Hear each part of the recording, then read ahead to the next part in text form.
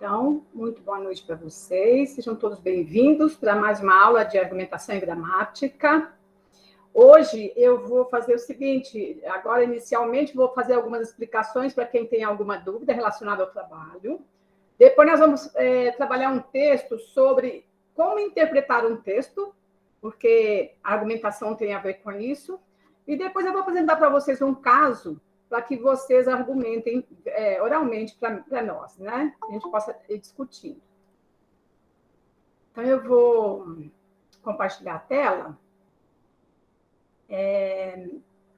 Já está no AVA, mas assim eu compartilho para vocês, aí quem não está conseguindo abrir o AVA aí, não há problema.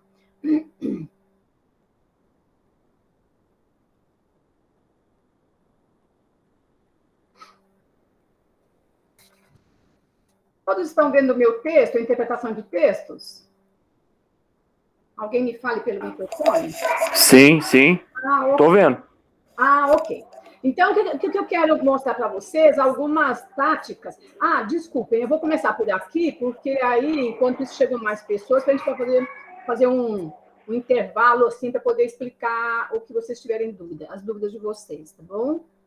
Então, é o seguinte, vocês, durante o seu período de graduação, vai ter um momento que você vai fazer, não o Enem, mas você vai fazer o ENAD, né, que é a avaliação da faculdade, do seu curso, o que você aprendeu no seu curso. Agora, esse aqui está orientado para o Enem, mas também está orientado para nós que estamos na graduação, tá? Então, é o seguinte, deixa eu permitir aqui. O que as avaliações, provas, concursos pedem que na interpretação de texto sempre apareça os gêneros textuais. O que são os gêneros textuais? Por exemplo, se você já fez prova, vestibular, Enem, etc., e você encontrou vários gêneros textuais. Quem pode me explicar o que é um gênero textual? Quem é que tem uma ideia do que seja isso? Textual vem de texto, e gênero? O que vocês acham? Gênero é a variedade. Então, nós temos textos, por exemplo, vários textos que você pode interpretar, que você lê no dia a dia. Tem um texto jornalístico, tem uma bula de remédio, tem uma receita de bolo, tem a poesia, tem uma descrição, tem uma narração, tem uma dissertação. Então, todos esses são textos em português, mas são variados. Cada texto, cada estilo de texto, cada gênero textual é aplicado a um determinado espaço, local ou tempo, né? Então, se eu vou para a cozinha fazer um bolo, eu vou usar uma receita do bolo. Mas se eu vou escrever um texto acadêmico, aí eu vou usar a dissertação, tá? Então, depende muito. Por exemplo, se eu estou afim, estou muito lírico hoje, quero escrever uma poesia para a pessoa que eu amo, maravilha, eu faço uma poesia. Então, aí a literatura é um outro gênero textual. Então, são vários textos. Todos esses têm interpretação. E, gente, tem textos também que são só visuais, não tem letras, né? Então, por exemplo, você vê um desenho, uma pintura, e você interpreta aquilo. Isso também é um tipo de texto, tá? Então, o texto pode ser verbal, pode ser não verbal também, ok? Se tiver dúvida, me falem, que eu vou explicando, mas se tiver dúvida, é só abrir o microfone, viu, moçada? Então, o que acontece? O que nós precisamos fazer para aprender a interpretar bem um texto? Então, aqui tem um conteúdo aqui, que a gente vai caminhando por ele. Vou começar aqui, ó. Primeiramente, entenda como funciona a interpretação. Então, isso é importante. Por quê? Porque a interpretação é a forma de você entender, compreender o texto, tá? E tem uma disciplina da filosofia que chama hermenêutica, que estuda apenas a arte de compreensão, a arte de entender o texto, tá? Esse texto aqui está explicativo para vocês, mas não precisa memorizar o que é hermenêutica, como fazer a interpretação. É importante saber fazer, tá? Então, aqui explica um pouquinho. Aí, qual é a situação? Nós temos que ter uma pré-compreensão de um determinado texto.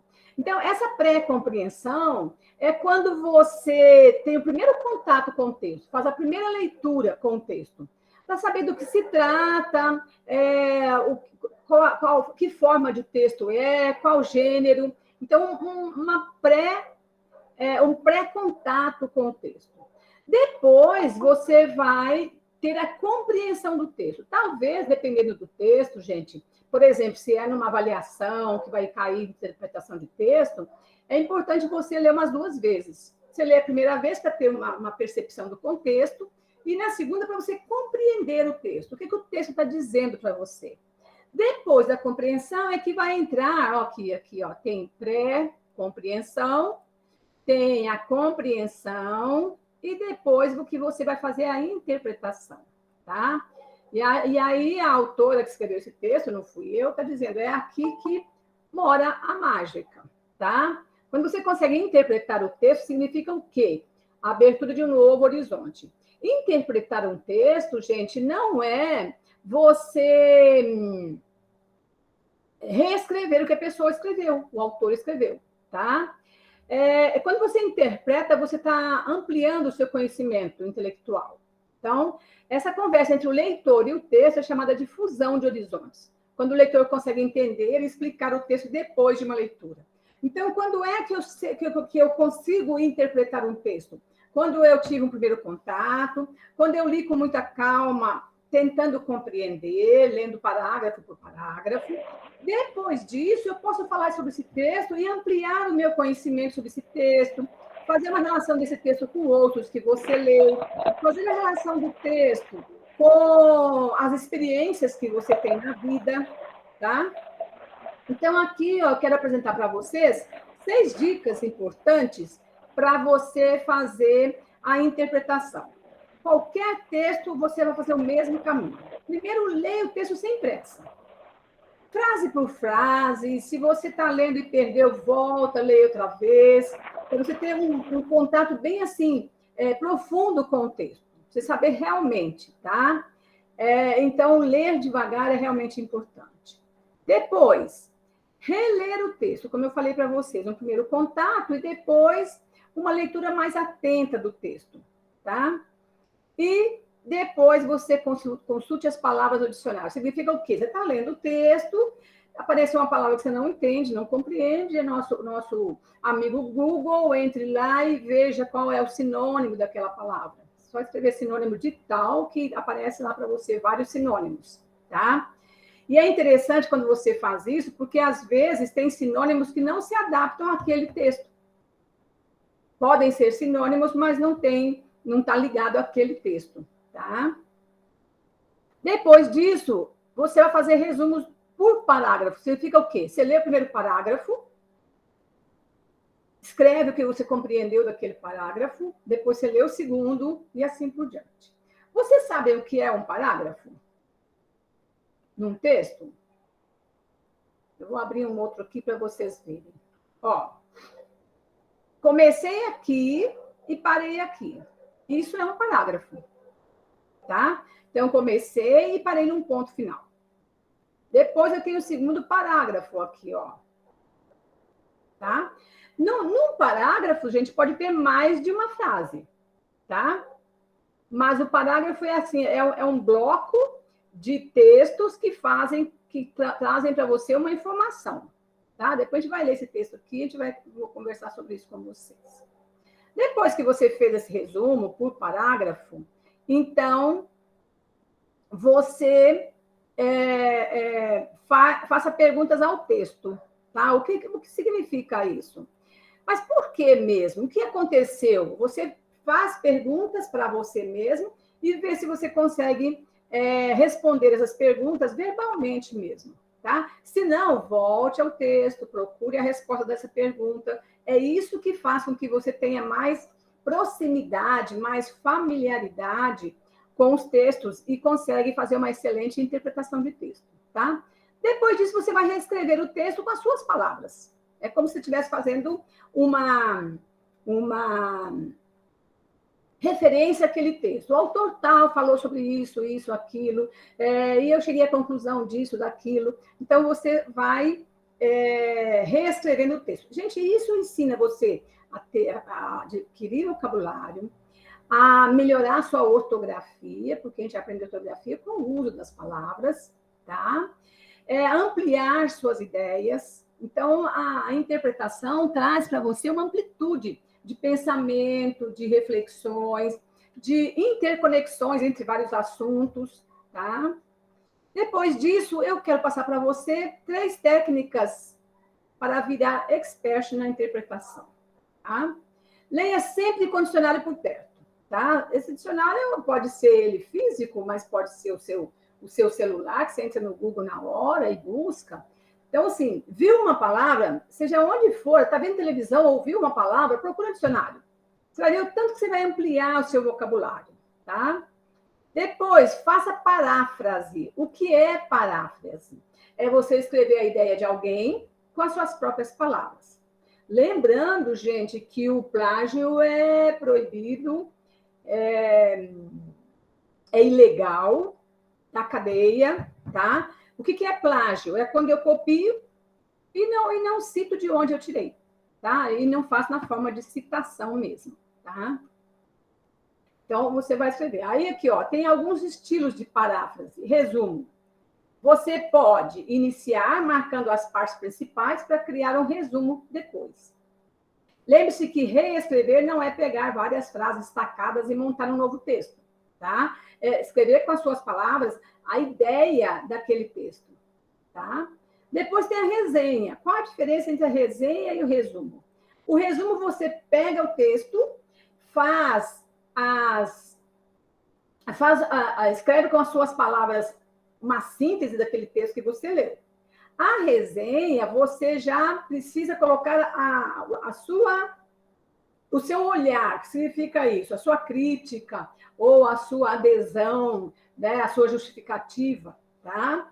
Aqui, ó, a diferença é que você inclui comentários, como, por exemplo, questionar o estilo, a forma com que o autor escreveu, um livro, um artigo ou qualquer outro gênero textual, né? E a paráfrase esquema. O que é a paráfrase esquema? É você fazer um esquema, assim, por tópicos ou um gráfico daquilo que você leu. Eu acho que para vocês que fazem engenharia, isso aqui talvez seja a parte mais fácil, né? Porque geralmente quem faz mais assim, ciências mais exatas tem mais dificuldade de desenvolver o texto, né? Então, a paráfrase esquema é esse trabalho que você por etapas. Pode falar. Magda, Oi. Por exemplo, sobre resenha, né? Fazer uma resenha. Geralmente em concurso público é muito difícil pedir uma resenha, não é assim? Pede mais texto argumentativo, né? Pra você fazer um texto dissertativo, essas coisas, né? Sim, Mário.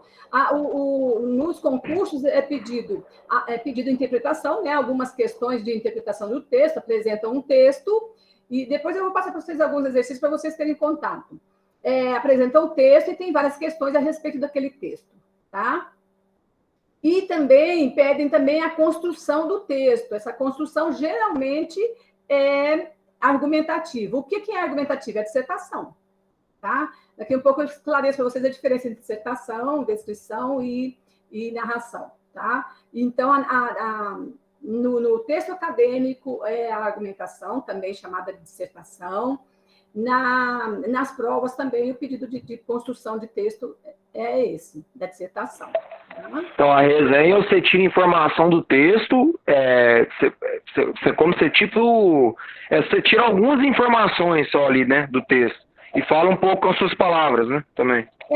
Mário, não é tirar algumas informações, é você falar sobre o texto, falar do que está no texto com as suas palavras, tá? Não pode ser algumas informações, porque quem vai fazer a correção vai falar assim, poxa, ele não leu com atenção o texto, porque tem outros dados que ele não colocou, tá?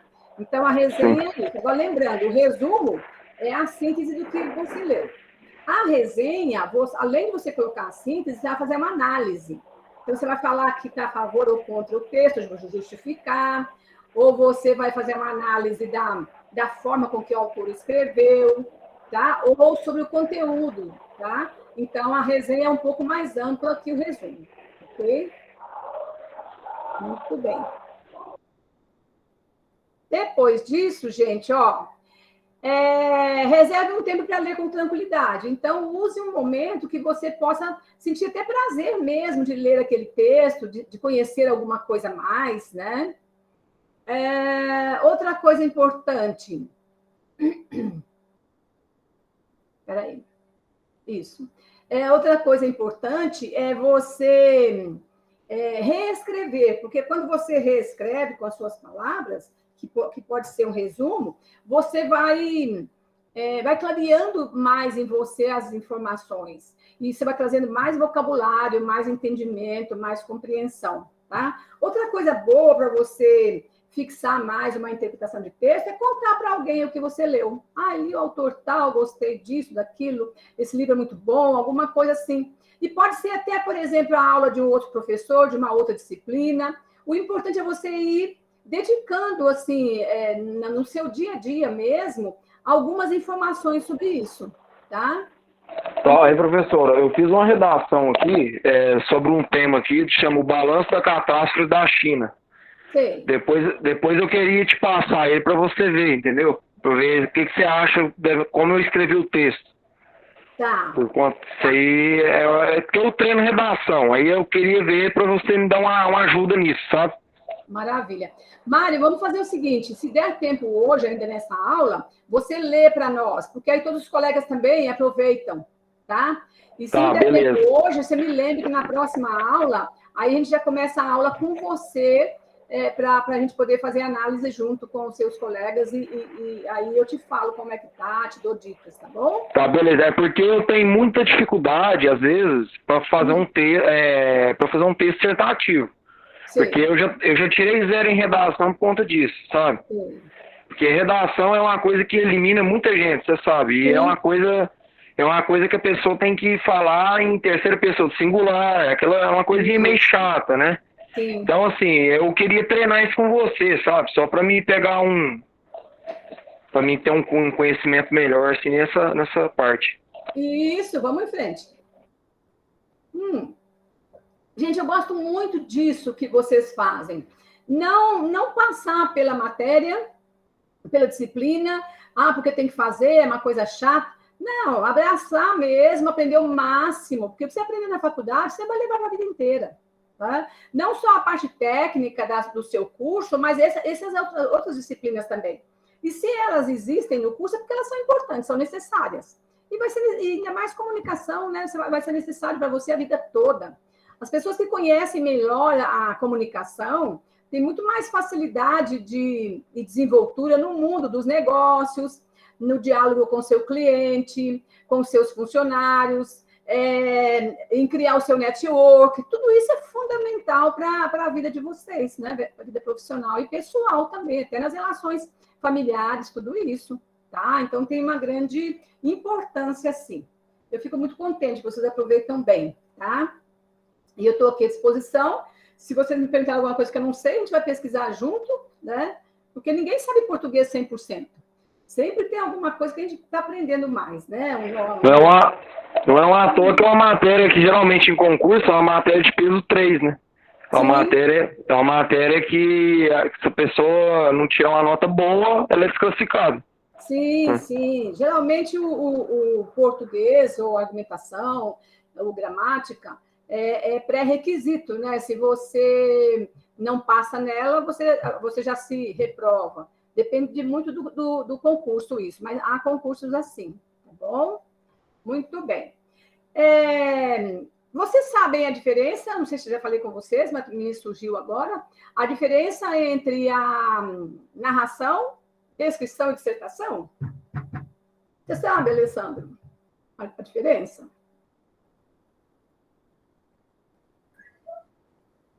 É sobre a dissertação e a narração. E a descrição. São 3 estilos de escrita. Então, a descrição nós comentamos na outra aula, né, que a gente faz uma descrição, conta em detalhes alguma coisa que está acontecendo. Ótimo. Não necessariamente que esteja acontecendo naquele momento. Certo. A narração, geralmente, você conta um fato que está acontecendo naquele momento, né? E a outra é a dissertação. dissertação, ixi, essa daí eu tô na dúvida. Quem ajuda o Alessandro? Abre a janelinha aí, eu adoro que vocês abrem a janelinha, porque senão eu não estou conhecendo vocês.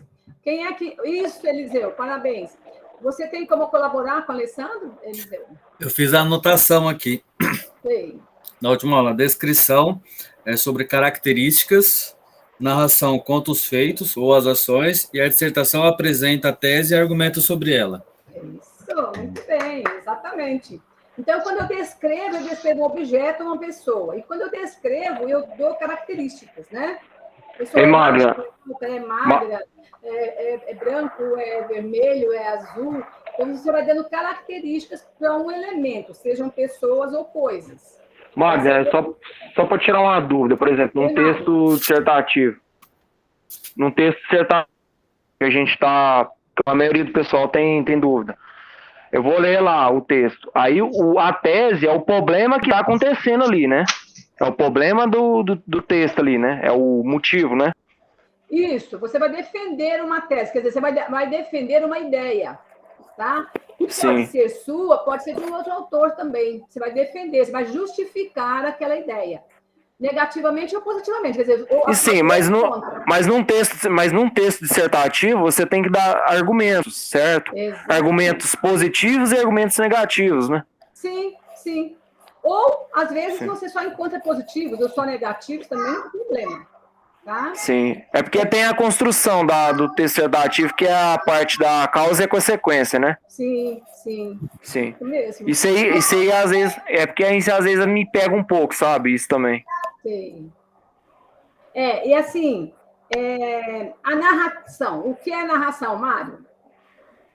Narração é o que o Alessandro... É o que o Alessandro falou, é um fato que você está narrando, você está vendo ali na hora, né? Isso. Você está narrando, você está falando o que está acontecendo ali agora. Sim. É igual ao futebol, é um jogo de futebol. Isso. É uma narrativa, certo? Exato. Agora, a narrativa, Mário e grupo, não precisa ser somente naquele momento, porque o futebol está narrando em tempo real. Tá? Mas você pode narrar uma história, contar um acontecimento que aconteceu anos atrás. Quer ver uma coisa que a gente aprende muito no ensino médio, fundamental, é a disciplina de história.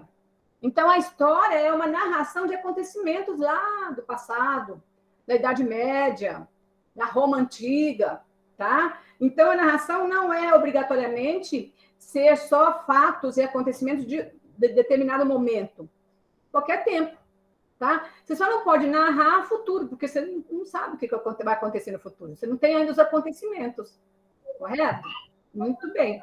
Mário, mas a narração, quando eu estou contando ela do passado, eu tenho que me relacionar a ela ao passado ou eu posso transferir ela para o presente?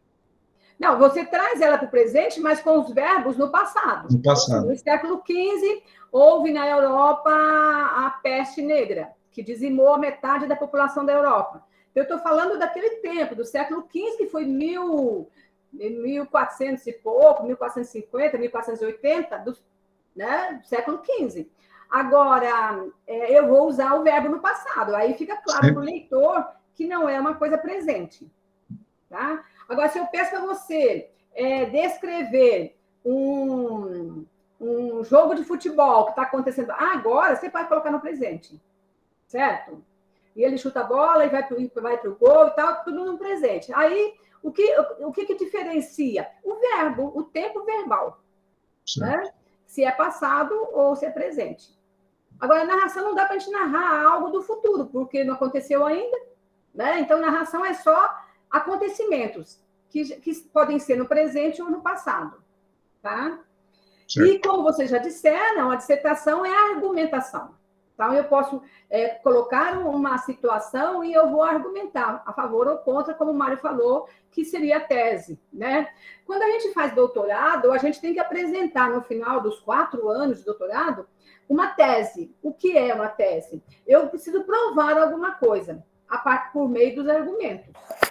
Professor, outra dúvida, por exemplo, você vai fazer uma redação dissertativa, por exemplo, caiu um tema lá que você não sabe falar sobre o tema. Como é que você vai fazer a redação? Pois é. Nessas provas, concursos, você não pode entrar com o celular, não pode pesquisar o Google. Por isso, na graduação, você vai adquirindo essa capacidade de de observar, sabe? E de pesquisar, porque aí você vai ampliando o seu vocabulário, o seu conhecimento, chega lá, aparecer um tema que você sabe do que se trata, tá? Então, assim, gente, está vendo jornal na televisão, ouviu uma palavra será essa? Já pega o seu celular, já procura, sabe? Então, você vai adquirindo essa capacidade de ampliar o seu vocabulário e, automaticamente, a sua compreensão, o seu entendimento, tá ok? Então, é assim, Mário, porque na hora lá você não pode pegar celular, não pode fazer nada, você tem que estar na cuca mesmo, né? Na cabeça. Então, para isso, a gente precisa desenvolver essa capacidade de pesquisa constante, tá? O que hoje na pedagogia se chama de educação continuada. A gente está aprendendo todo dia, né? Uma nova palavra, uma nova ideia. Por isso, a leitura é muito importante, tá? A leitura, o assistir bons programas de televisão, se você gosta, jornais, o que está acontecendo no país, e também adquirir a cultura, o conhecimento, adquirir como é que eu posso falar? Adquirir o comportamento de, assim, comentar. Você vai comentar, vi isso no jornal, aquilo, a gente comenta. Mas é bom comentar mais, para você ir desenvolvendo a sua capacidade de interpretar e de narrar também, contar, né? E de argumentar. Então, gente, na verdade, nós fazemos isso todo dia, tá? Você vai conversar com um amigo e você conta alguma coisa, você foi em alguma festa, que você encontrou alguém, alguma coisa. Isso é uma narração. Okay? Aí você vai descrever a pessoa que você viu. É magra, é gorda, usava o vestido dessa cor e tal. Então, é uma descrição.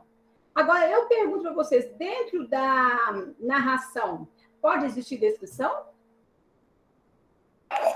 Pode sim. Acredito que sim. Sim, com certeza. Pode. Então, assim, quando você está falando, você mistura tudo. Então, você narra o que é acontecimento, você descreve o local, descreve a pessoa, e você também argumenta. Você fala, não sou a favor disso. Já viu discussão de futebol? O palmeirense contra o corintiano? É uma dissertação, é uma argumentação. Um argumenta a favor, outro argumenta contra. Argumentação. Então, isso acontece no nosso dia a dia automaticamente, desde que a gente aprendeu a conversar, falar, tá? E desde pequenos, o que a gente faz às vezes? Uma mãe, quando a gente é criança, para a mãe dar alguma coisa, ou justifica alguma coisa, ou explica o que você quer, o que você não quer, tudo isso nós estamos aprendendo diariamente a argumentar. Só que a gente dá o nome aos bois quando a gente chega no ensino médio, a gente chega na faculdade, tá? Que a gente nem precisa, eu não vou ensinar para uma criança de 5 anos, olha, isso é argumentação. Cada criança, ela está aprendendo a conversar, a expandir seu vocabulário, a argumentar, mas tem que ser primeiro de forma oral, de forma verbal, para depois cair na escrita. E, na verdade, o mais difícil é escrever. Tem muita gente que fala assim, falar eu falo bem, mas na hora de pôr no papel, e é verdade. Até porque a gente passa 6, 7 anos falando, para depois começar a escrever. Então, e a escrita é uma tradução do que a gente fala. E a escrita tem normas. Então, aí que fica mais difícil para a gente. Não é simples mesmo aprender uma língua, seja ela qual for. Porque às vezes a gente faz uma argumentação aqui, né? A gente falando é outra coisa, igual você falou, né? É muito mais fácil do que você pegar e fazer uma argumentação escrita. Sim. Que é muito complicado, às vezes, você falar ali na hora, sabe? Bem na cabeça o que você tem que falar, sabe? É meio complicado. E aí, Mário, o que acontece? Por que é mais difícil? Exatamente porque a gente tem que usar as regras gramaticais, né? Então, por isso que fica mais difícil mesmo. Aí tem que mesmo ler, escrever, pesquisar no Google, buscar na gramática as normas. Aí vai dando certo, né? A gente não tem a obrigação, né, principalmente vocês, de saber português 100%. Mas saber um bom português, pelo menos que seja mediano, que você se comunique bem e escreva bem, porque na sua profissão você vai usar o tempo todo isso. Você vai escrever um relatório, você vai escrever um e-mail, e aí você vai falar com pessoas, né, de determinada situação financeira ou empresarial. Então, isso depõe contra a gente. Saber falar bem e escrever bem é um ponto muito importante para a nossa vida profissional. Saber falar uma língua formal bem falada, né? Sim, com certeza. Com certeza. Tá? Hoje não se fala muito em língua formal. Fala assim, língua padrão. Por que é padrão? É porque está dentro das normas da gramática. Tá? Porque a comunicação, ela pode ser coloquial, uma comunicação em que as pessoas conversam sem preocupação com as normas gramaticais. Você está em casa, estou comendo churrasco, papiando com as pessoas, você não vai ficar falando, nossa, e agora põe vírgula no que eu falo, ou fala essa palavra. Não, você fala o que você que vem. Não tem necessidade. É chamada de comunicação coloquial. Não é errado, tá? Por quê? Porque cada forma de falar é de acordo com o seu ambiente e com a sua necessidade. Agora, se você escrever de qualquer forma, num texto acadêmico, ou numa arguição, ou numa prova, aí realmente você está fora do esquema, porque naquele momento o esquema é gramatical, é a exigência das normas gramaticais, tá? Mas você não tem essa preocupação no dia a dia, assim, familiar, né, que é o coloquial. Agora, quando saiu do familiar, é importante você ter uma pronúncia boa, uma argumentação boa, porque isso vai te valorizar, tá? Te valorizar profissionalmente. Em casa está cheio de pernilongo, está um calor enorme. Para quem não está em Uberaba, acho que vocês estão quase todos em Uberaba, né? Você estuda na Factos, não é isso? Então você já sabe o que eu estou falando, né? Calor, Sim. seco. Esse 38 graus aqui em casa, aqui deve ter feito uns 38 graus aqui hoje. Hoje foi quente. Essa noite também foi muito quente. E aqui na minha casa, perto da minha casa, tem uma matinha, então aí vem muito pernilongo. É cansativo, mas faz parte do processo. Daqui a pouco a chuva chega. Vamos lá, moçada. Antes de eu passar para o outro texto, eu quero... o Mário, acho que o Mário, ou quem mais pediu alguma explicação? Quem mais que me pediu explicação sobre a atividade que vocês estão fazendo para entregar no dia 20? Ah, sim, eu fiquei com uma certa dúvida ali É porque, assim, lá no uso da vírgula, certo? Tá. Porque tava lá, desloca, né? Você tinha explicado a aula passada, só que eu tentei lembrar e não veio na minha cabeça. Que nem tá o exemplo lá, né, falando. Esse exemplo aqui tá certo, né? J está nomeado, vírgula, né? Ponto. Não há, portanto, o que reclamar, né? Certo.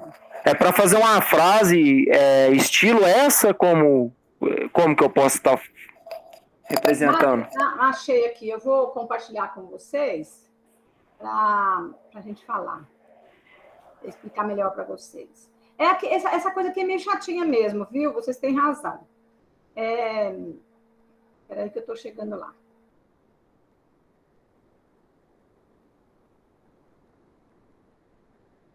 Aí. Agora eu vou compartilhar a tela, só um momentinho.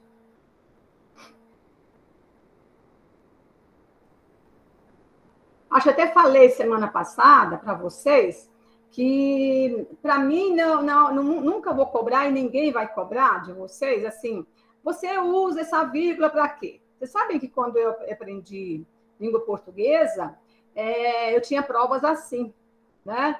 Por que tem vírgula nessa frase? Mas não quero isso de vocês. O que eu quero de vocês é o seguinte, saber usar a vírgula. Então, assim, primeira coisa, antes de pensar nesse slide aqui, é o seguinte, a vírgula existe para eu dar entonação naquilo que eu falo, para ter um sentido, para dar um sentido. Por isso a vírgula... A separação, né? A separação.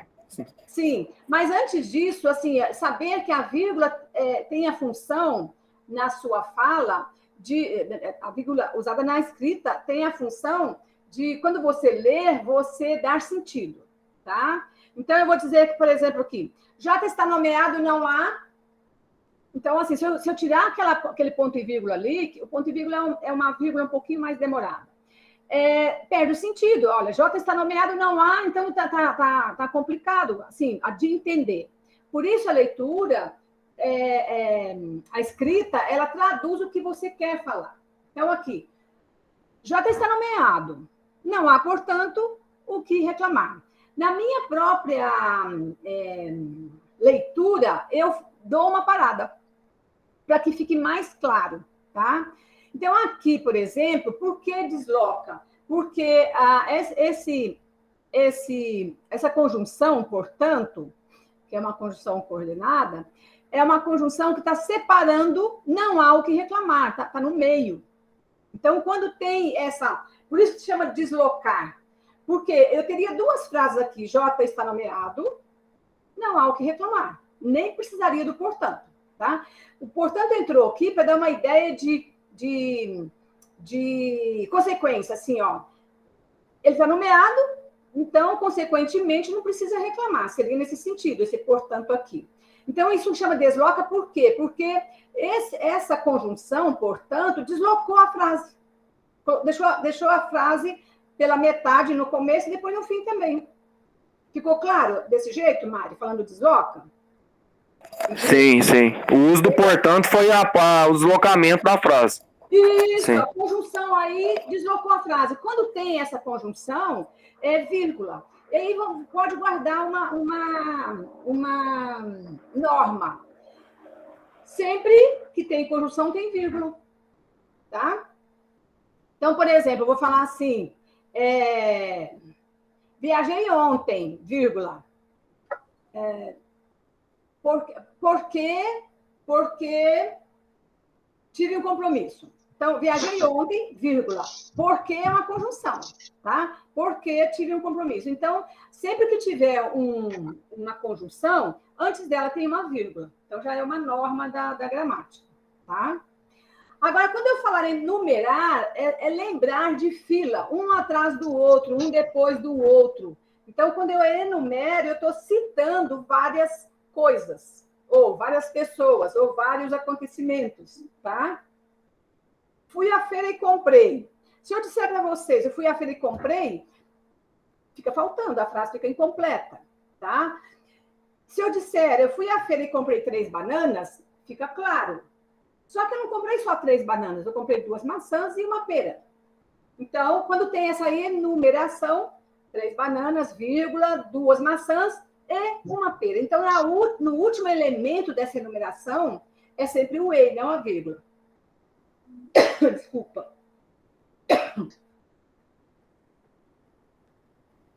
Depois explicar aqui, fica simples. J, vírgula, que tem 30 anos, eu estou explicando o termo anterior, tá?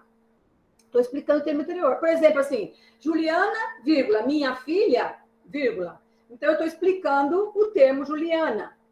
Então, quando eu explico um termo anterior, eu coloco entre vírgulas esse termo. Porque a frase aí seria J está feliz. Certo? Então, o que tem 30 anos é a explicação de quem é J. Ok? Depois, enfatiza. Enfatiza, a gente dá ênfase. Tá? Eu digo, a aprovação com certeza virá.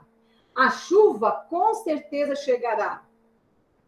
Certo? Então, quando tem uma fala enfática com ênfase, eu coloco entre vírgula a ênfase. Tá? A ênfase. Eu vou dizer assim, deixa eu lembrar me construir alguma frase mentalmente aqui. Assim, olha, vai chover, vírgula, se Deus quiser.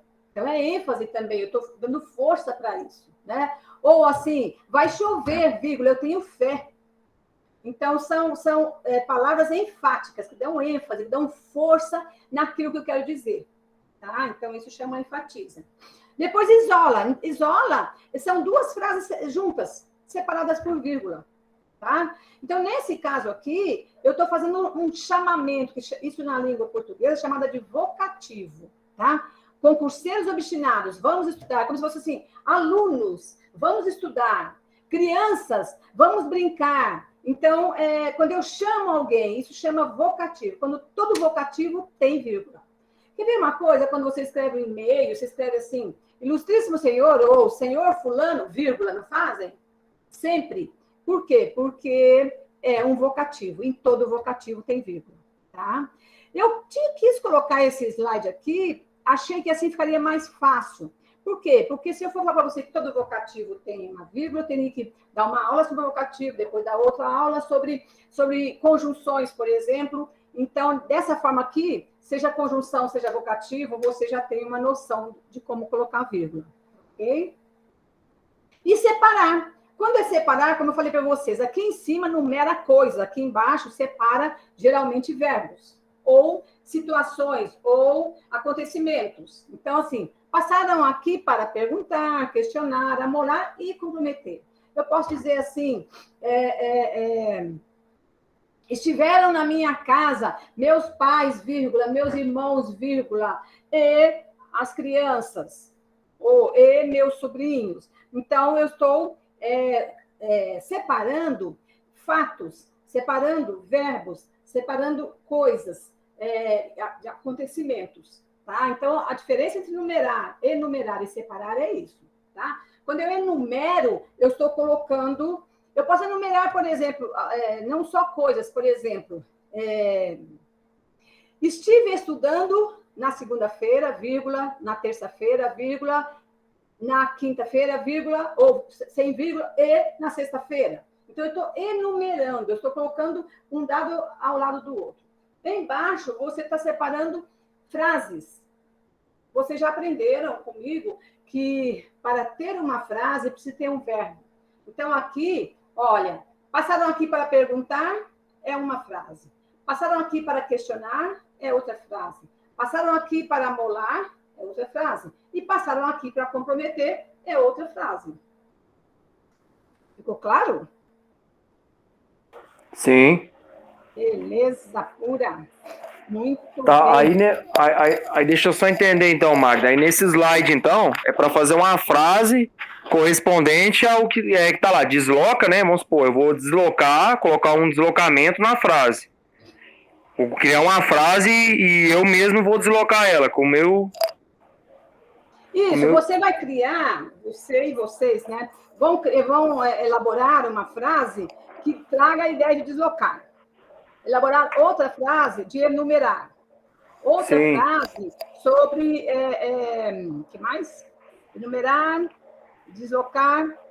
quando tem uma conjunção. Outra frase quando tem um vocativo. E assim por diante. Lembrando que eu quero que você elabore a frase, que você use a mente para ir elaborando, desenvolvendo cada vez mais o seu vocabulário, o seu raciocínio, porque é aí que você vai ficar bom de verdade. Viu? Beleza. Muito bem. Agora eu quero fazer com vocês uma atividade de argumentação. O que eu vou fazer? Eu vou ler um texto para vocês, eu nem vou compartilhar a tela, vou ler o texto, vocês vão ouvir o texto e anotar aí algumas coisas que vocês acharem interessantes no texto. Tá? O que vocês quiserem. O que nós vamos fazer agora? Um exercício de interpretação. Tá bom? E depois disso eu vou fazer também algumas perguntas, assim, verbalmente, para que vocês respondam. Eu quero fazer uma argumentação com vocês. Então, o título desse texto é Ajustes de processos em gestão de pessoas. Ajustes de processos em gestão de pessoas. Esse texto que eu escrevi, que inventei, não é um texto verdadeiro, mas eu fiz algumas colocações nele. Essa situação aconteceu em uma empresa de agronegócios. Essa empresa está com dificuldades de crescimento no mercado brasileiro. Professora, fala de novo aí o título, é Ajustes de Processos em Gestão de Pessoas.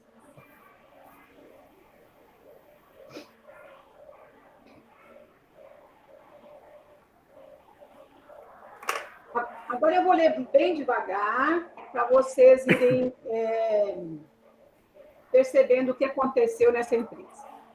Ele e Lídio refletia sobre as mudanças e nas forças e objetivos bem definidos para garantir espaço no mercado do sêmen e também de animais, cada vez mais abrangente.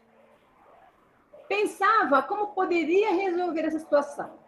Uma vez que a globalização, as organizações, por meio da concorrência livre, se viam pressionadas a criar situações inovadoras para se manterem no mercado. Mas não sabia como iniciar uma reengenharia, uma mudança drástica, com o objetivo de retomar o crescimento que até então não acontecia na sua empresa. E foi percebendo que a empresa chamada Bocaina, que era do Ilídio, já não rendia como antes. Mas qual seria, na realidade, a importância da administração estratégica para essa empresa? Será que Ilídio deveria pensar em dar importância a essa questão ou tocar o negócio do jeito que já fazia há anos? Ele se defrontava com a questão da gestão de qualidade, por causa do impacto na formação profissional, nos treinamentos dentro da empresa Bocaina. Com as mudanças drásticas que houve na sociedade no início do século XXI, Ilídio percebeu que não poderia mais continuar como antes, pois estava perdendo dinheiro. Cada vez mais sua empresa tinha menos lucro, que o tornava angustiado. A formação profissional ministrada pelas 4 responsáveis era deficiente, pois estas responsáveis não conseguiam se unir e fazer um bom trabalho, enquanto elas mesmas precisariam serem treinadas para a relação interpessoal. Ilídio voltara do banco totalmente atordoado, pois viu que o seu extrato não comportava pagamento dos funcionários. E o despacho de novo kit de senhas também não acontecia. Decidiu, naquele mesmo dia, tomar decisões sérias. Na volta do banco para a empresa, sua cabeça fervilhava de indagações na busca de soluções. E teria que ser até o fim do expediente em que sua empresa seria impactada pelas mudanças drásticas. Mas antes disso, quero contar para vocês o histórico desta empresa. A preocupação com a administração estratégica das empresas tinha sido grande, porque o lucro era de primordial interesse e ocupação das empresas. Nesse início do século XXI, por causa das diferentes transformações políticas, sociais e econômicas e também educacionais, as organizações se encontravam impactadas em função de desenvolvimento, em função de ganhar mercado e oferecer serviços e produtos de qualidade. Assim pensava Ilídio, dono da empresa de agronegócio chamada Bocaina, em Uberaba, muito preocupado com as situações que vinham acontecendo no departamento de gestão de pessoas. Ilídio era pessoa calma, pacata, interiorana, mas tinha espírito de pesquisa, antenado com o que acontecia ao seu redor. Via jornal na televisão, lia bastante e queria que seu negócio fosse promissor. E o agronegócio, para ele, era um dos ramos econômicos mais importantes do Brasil para gerar riqueza. Ainda mais na região do Triângulo Mineiro, que tinha vocação nessa área. Achava que poderia ficar rico com esse negócio. Até sonhava em viajar pelo mundo, conhecer muitos países e conhecer outras experiências em agronegócio fora do Brasil. Ele sempre foi interessado nas pesquisas científicas nessa área e percebia que essas pesquisas traziam para ele conhecimento e que eram de grande proveito para aqueles que se dedicavam a essa ação, no que se referia ao agronegócio. Mas, em consequência disso, teria que aprender mais sobre administração estratégica e também gestão de pessoas. Este era o conhecimento que possuía Ilídio, proprietário e gestor da empresa no segmento de agronegócio, que se chamava Bocaina, como você já sabe, nome que ele havia colocado por sua fazenda estar situada na Serra da Bocaina, no estado de Minas Gerais. Esse conhecimento provocava inquietação nos pensamentos de Ilídio. Deixava-o diante de uma importante reflexão, desafio até, que o angustiava. A empresa de agronegócios, Bocaina, estaria acompanhando os ajustes e processos de adaptação às condições do mercado brasileiro? Ele conhecia o suficiente em como resolver a questão em relação à gestão estratégica de pessoas? Será? Como seria resolver questões de gestão de pessoas se ele sempre foi focado, foi tocando a empresa e até então estava dando certo? Como resolver se ele não tinha conhecimento nessa área? Entendia de animais, de sêmen, só isso. Tratava de uma empresa agropecuária de médio porte, com sede própria, de 700 metros quadrados de construção, situada no município de Uberaba, com 60 funcionários, sendo 20 mulheres e 40 homens. Todos tinham mais ou menos 25 anos de idade. A empresa foi fundada em 1989 e, ultimamente, tinha 2 filiais em 2 cidades da região do Triângulo Mineiro. Uma em Conquista, com 8 funcionários, e a outra em Coromandel, com 13 funcionários. A empresa Bucânia tinha como ramo de atuação a pecuária de corte e seleção, aperfeiçoamento e venda de material genético. Nesses 2 itens, o foco maior que gerava lucratividade era a venda de material genético, gerando 60% da sua rentabilidade, inclusive com vistas à exportação de genes, principalmente para a África, o país que mais comprava esse produto do Brasil, por parte dos grandes criadores e produtores. Os proprietários eram 2 sócios cotistas, depois que o pai falecera. Ilídio, o filho mais velho, ponderado, estudioso, cuidadoso, preocupado com a empresa, perdendo noites de sono em pensar como resolver as questões que iam aparecendo. E outro sócio era seu irmão Miguel. Este, jovem, bom vivant, não entendia nada do negócio, nem tinha interesse em aprender. O pensamento dele era só balada, mulheres, cerveja e amigos. O pai deles havia iniciado a empresa em Uberaba, mas pouco tempo após iniciar o negócio, o pai morreu, deixando os 2 filhos à frente da empresa. Inicialmente, Lídio pensava que o irmão pudesse ocupar-se de uma parte da empresa ou cuidar das filiais, o que favorecia bastante seu trabalho. E dava mais tempo de empresariar, com menos cansaço e desgaste. Mas o irmão, desde pequeno, muito protegido pela mãe e pelo pai, por ser o caçula, nunca recebendo incumbência alguma de atividades, as mais simples em casa e muito menos nos negócios. Em consequência de toda essa proteção, Ilídio foi quem assumiu de verdade a empresa. E sempre foi o que respondeu pela empresa. A empresa tinha a missão de satisfazer as necessidades do cliente por meio da oferta de produtos, gado de corte, bovino de alto valor genético e venda dos genes destes.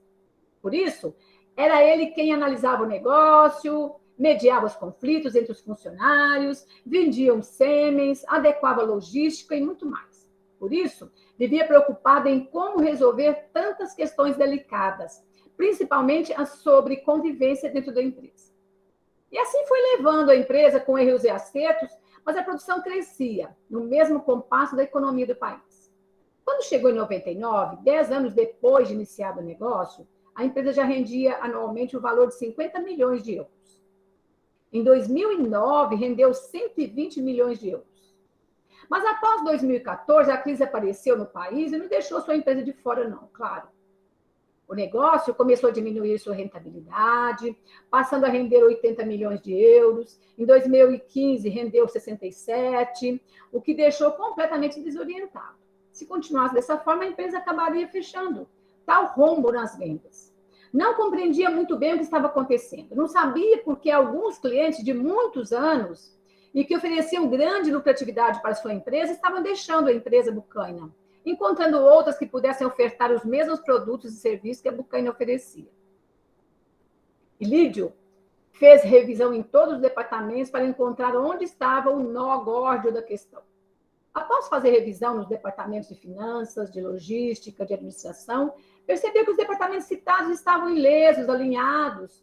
Só reclamava do departamento de gestão de pessoas, que achavam que os problemas deste departamento impactavam nos outros por conta da demora de entrega, de falhas no treinamento e nos processos de admissão, o que tornava o trabalho moroso e sem consistência. E Lídio sabia que a visão sistêmica da empresa teria que ser levada em conta, uma vez que um departamento em deficiência acarretava outros desdobramentos, nos outros departamentos também. E foi o que aconteceu com a empresa Bucânia. Eu vou parar aqui e quero agora ouvir de vocês. Claro que ali tem o final da história, mas eu quero que vocês pensem nesse final da história. O que ficou para vocês nessa leitura, que foi um pouco longa, né? O que ficou para vocês? O que vocês compreenderam? Qual a interpretação que vocês fizeram desse curso? Quem quer começar? Vamos lá, gente. Tudo pode ser falado aqui ninguém erra. Mário, já abriu o microfone, você quer falar?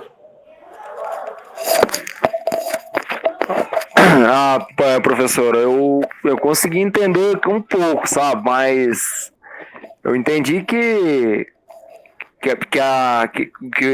sobre o texto, né, da parte de agronegócio. Acho que caiu. Acho que ele caiu. Quer falar, Gleidson? Do que se trata o texto?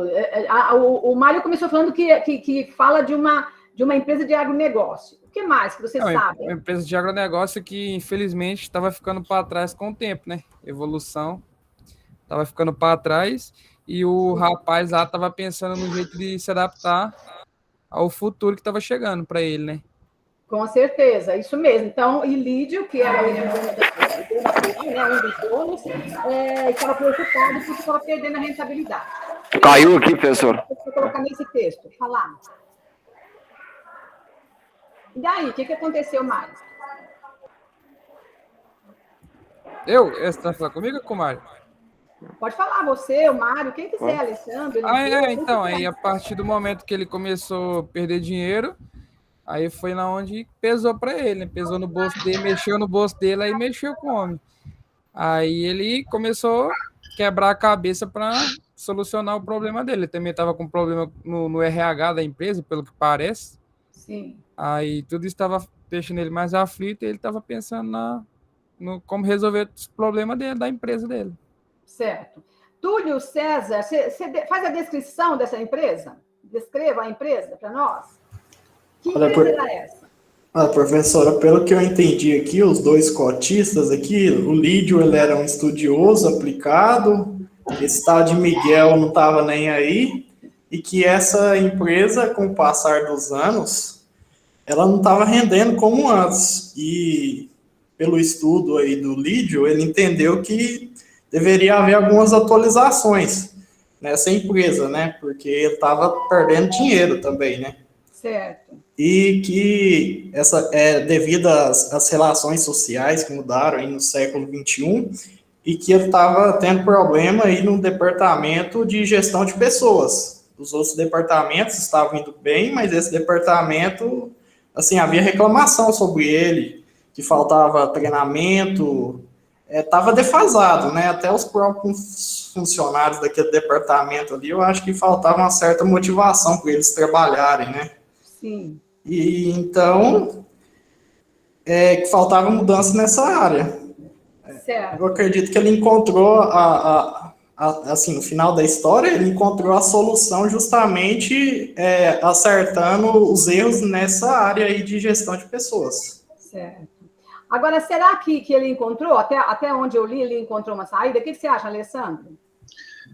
Então, Magda, assim, eu prestei muita atenção no texto, só ficou uma dúvida no ar para mim, porque, geralmente, quando tem um problema na área de gestão de pessoas, isso reflete nas outras áreas da empresa. E ele falou que, pelo estudo que ele fez, as outras partes estavam bem. Então, para mim, ficou esse vácuo aí, porque, geralmente, a consequência da má gestão de pessoas é as outras áreas da empresa andarem mal. Aí, para mim, eu esperei o final para ver se eu entendia, né? Legal. Para mim, ficou... Quem ajuda o Alessandro nessa dúvida do Alessandro? Então, no final, eu acho que ele conseguiu, sabe? Ele conseguiu, sim, uma melhora, né? Ele conseguiu adquirir, né? Resolver esse problema, sabe? Ele escutou a solução, né? E eu acho que ele conseguiu intermediar isso, sabe? A passar por cima. Como é que ele conseguiu, Mário? Se é que ele conseguiu? Conseguiu por conta que nem o pessoal falou, tava mexendo no bolso dele, né? Na economia, certo? Ele ouviu as pessoas, né? Acho que ele seguiu os planos, né? Que ele tinha que ter feito antes e não fez. Quem é que está a favor ou contra o que o Mário, refutando ou aceitando a ideia do Mário? Vamos lá, gente. Tem um punhado de gente aí que está... ele falou uma coisa também, que da ida dele do banco para a empresa, você leu uma parte que ele falou assim, que não conseguia entregar os sêmens.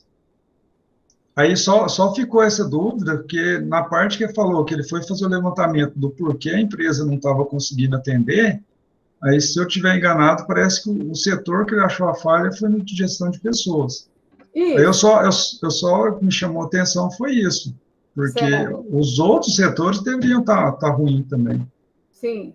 Observem bem, eu acho que ali o que a gente queria mostrar é o seguinte, que, claro, o problema num departamento impacta nos outros, certo?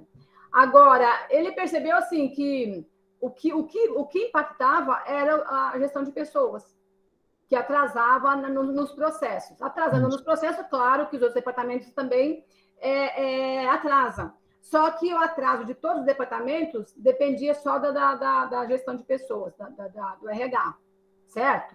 Então, o que acontece? Ele achou o foco principal do problema.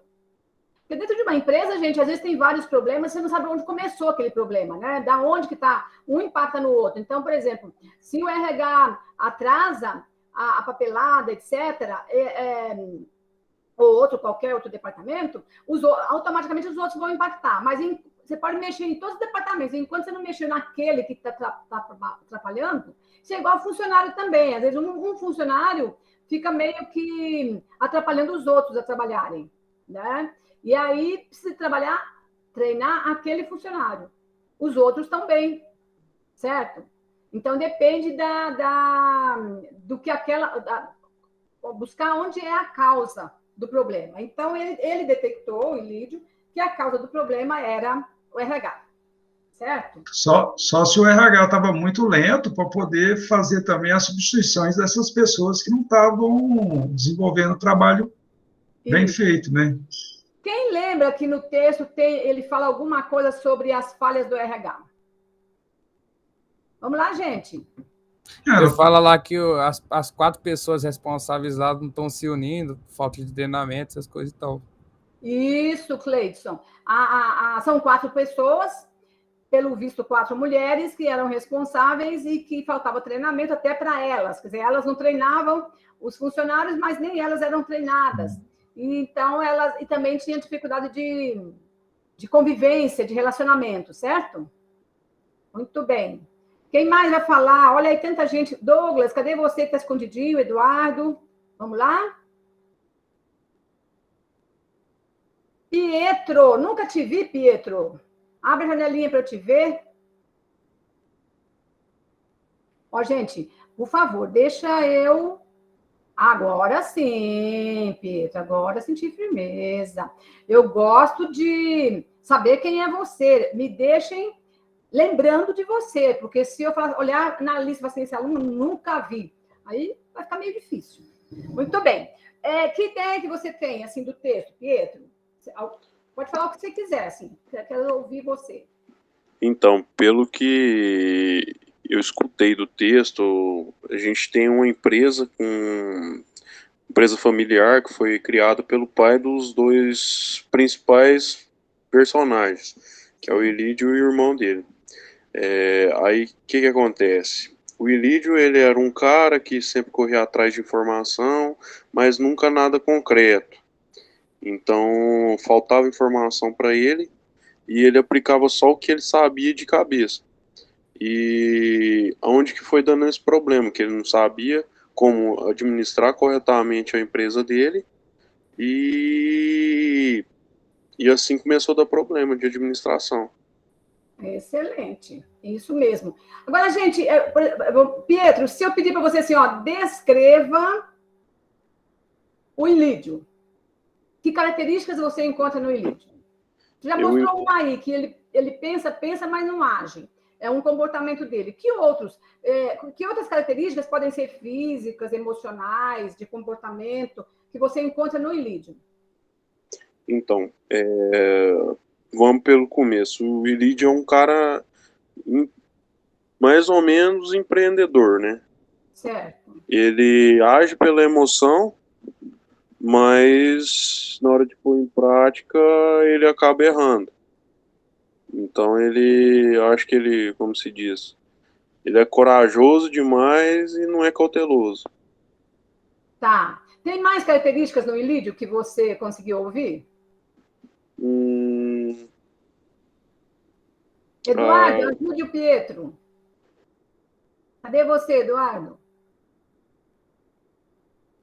Que características mais tem o Ilídio? Wellington, cadê você? Ô, gente, vamos lá. Mais um pouquinho, depois a aula acaba. Luan, quem ajuda a descrever o Ilídio? Ele é um cara estudioso, gosta de pesquisar bastante. Isso, estudioso, interessado, gosta de estudar bastante. O que mais?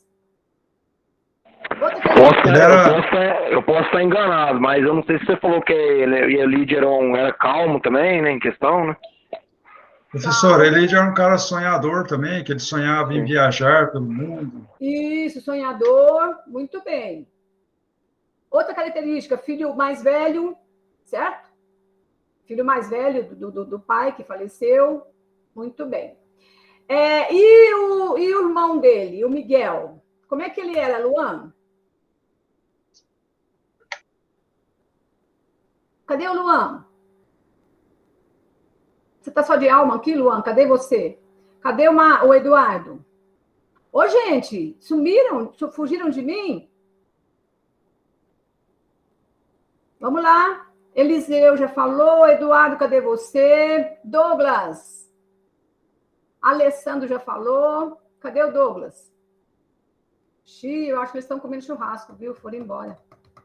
Eles entraram aqui e não entraram. Então, só de...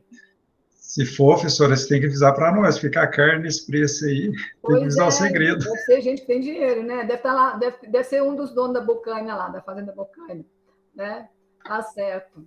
Muito bem. Então, gente, quais as características do Miguel? Filho mais novo, caçula, protegido pela mãe, bom vivant, que significa que não tem muita responsabilidade com o trabalho, né? Eu estou trabalhando com vocês agora a descrição, para vocês lembrarem direitinho o que é a descrição, tá?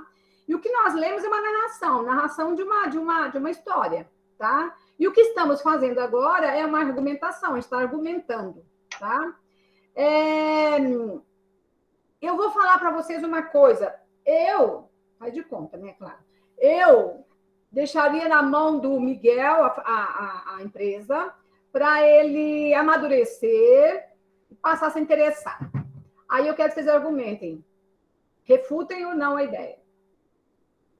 Eu não deixaria de jeito nenhum.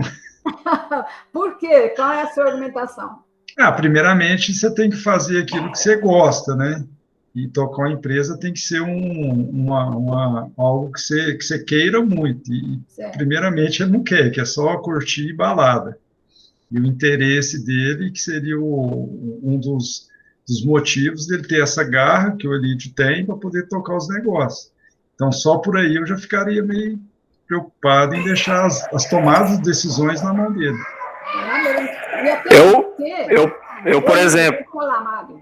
Por exemplo, tudo na vida é planejamento, concorda? Então, assim, eu poderia passar a empresa para ele, assim, do meu ponto de vista, né? Como do Ilídio. O Ilídio poderia passar, né, a empresa para o filho dele, mas, assim, com planejamento, certo? Que nem o Alessandro falou, é uma pessoa nova, né? Gosta de balada, isso e tal. Mas tem que ser uma pessoa madura, né? Bem madura e tem que ter planejamento, estratégia. Porque a empresa, como se diz, com o Ilídio mesmo teve problema, né? Porque ele não teve planejamento, o pessoal do RH não tinha treinamento. E aonde que deu, que ele foi, a questão financeira dele foi caindo.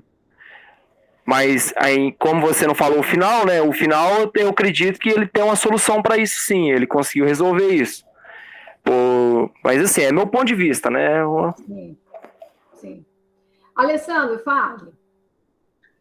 Partindo para esse lado que o Mário falou, de repente, uma das soluções, porque eu pensando aqui, o Miguel deve ser uma pessoa muito boa de relacionamentos, né? Então, de repente, essa deficiência da empresa poderia trabalhar a motivação dele para ele trazer essa capacidade de relacionamento que ele tem e estar trabalhando a gestão de pessoas com esse lado dele. Né?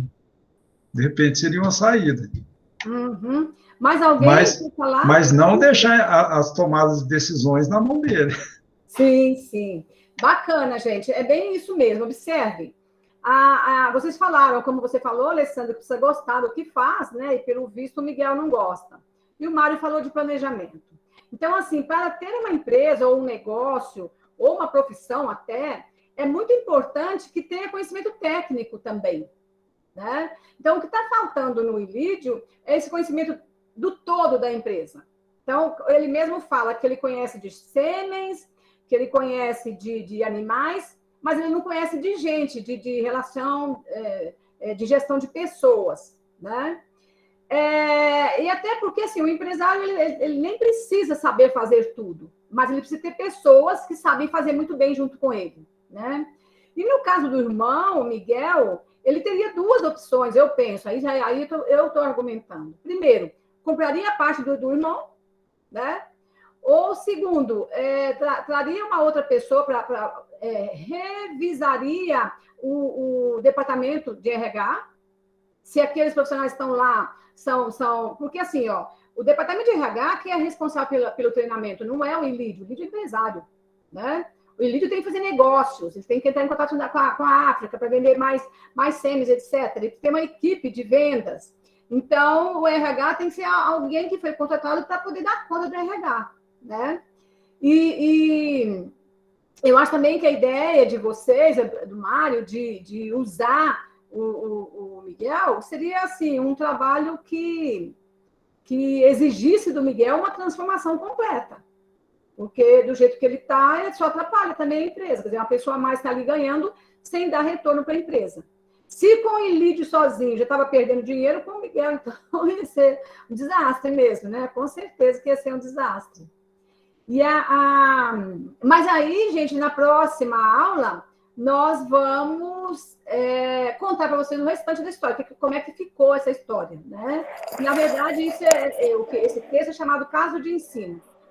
São casos que a gente mesmo elabora para que traga para dentro da sala de aula a ideia da argumentação mesmo. E, ao mesmo tempo, a gente traz mais informações também. Eu acho que isso é bacana.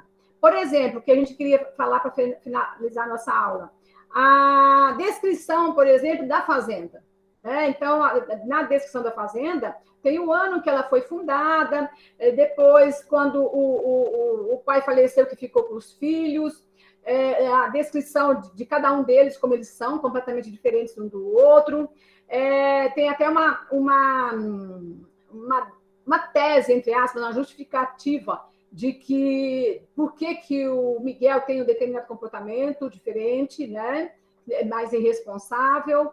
E a descrição da própria Bocaina, que foi do pai e que em tal ano produziu tantos mil euros e na outra e tal. Então, tem toda uma descrição da fazenda. Né? E ela tem por que ela tem esse nome? Porque ela está dentro da serra, que foi da Serra da Bocaina, então, por isso foi dado o nome de Bocaina para a fazenda, e assim por diante. Então, é isso que eu quero mostrar para vocês. A argumentação é isso, tá? Interpretar, não tem uma interpretação. Por isso que o Alessandro falou uma coisa, o Pietro outra, o Mário outra, o Eliseu outra, exatamente por quê? Porque cada pessoa tem a sua própria interpretação. Mas, quando eu interpreto, eu não posso omitir as situações do texto, ou inventar. Nada? Tá, professora, a próxima aula lá eu falo a redação, vou ler a redação para você lá, beleza? Beleza, Mário, você me lembra, porque às vezes pode ser que eu esqueça. Assim que nós começamos a aula, você já me informa para você ler, para nós fazermos análise, tá bom? Beleza. Gente, olha, eu quero lembrar, do dia 20, não pode entregar atrasado, porque se entregar atrasado fica sem nota. Por quê? Porque eu preciso entregar nota na secretaria, tudo muito corrido, aí é hora da professora passar a noite aí fazendo média, essas coisas assim. Então, façam quanto antes, coloquem lá no AVA, tá bom? Tá, é só enviar lá, professora. Fez o PowerPoint bonitinho, é só dar a opção de enviar lá, certinho. Isso, eu gostaria que se vocês puderem, salvar o PowerPoint em PDF, porque aí ele não desformata. Se colocar em PowerPoint mesmo, acaba que às vezes ele desformata, não fica bem apresentável, tá? Eu tive que só converter, porque quando você mandou, eu abaixou o arquivo no Ava, ele estava em PDF. Eu tive que converter ele para PowerPoint. Puxa vida. Porque senão não dá para ver os slides lá, entendeu? Sim. Aí eu passo... Será que você não... Porque assim, eu coloquei 2 vezes esse texto no Ava. O primeiro texto está escrito assim, atividade de estudo. Esse não é para mexer nele.